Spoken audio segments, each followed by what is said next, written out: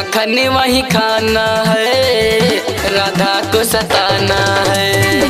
माखन वही खाना है, राधा को सताना है।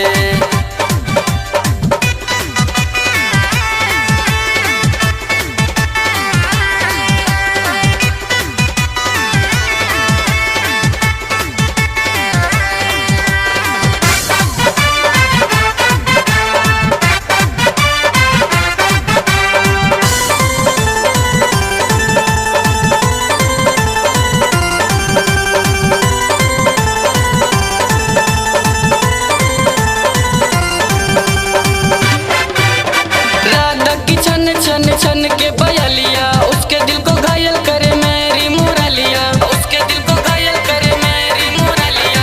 राधा की छन छन छन के बयलिया उसके दिल को घायल करे मेरी मुरलिया। राधा को दिल से लगाना है, लगाना है। माखन वही खाना है, राधा को सताना है।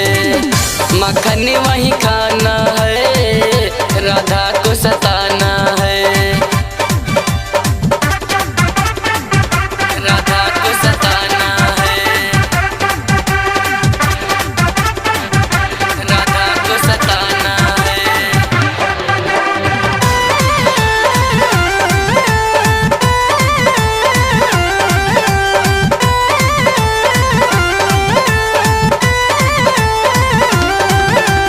मेरी मुरलिया की राधा दीवानी, अमर रहेगी मेरी प्रेम कहानी, अमर रहेगी मेरी प्रेम कहानी। मेरी मुरलिया की राधा दीवानी, अमर रहेगी मेरी प्रेम कहानी। अनमोल किरण को बतलाना है, बतलाना है।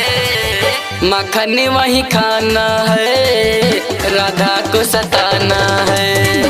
माखन वही खाना है, राधा को सताना है। कना कना कहती है रात गुजरिया, जल्दी से दे दे मैया मेरी मुरलिया। हमको राधा के पास जाना है, जाना है। माखन वही खाना है, राधा को सताना है। माखन वही खाना है, राधा को सताना है।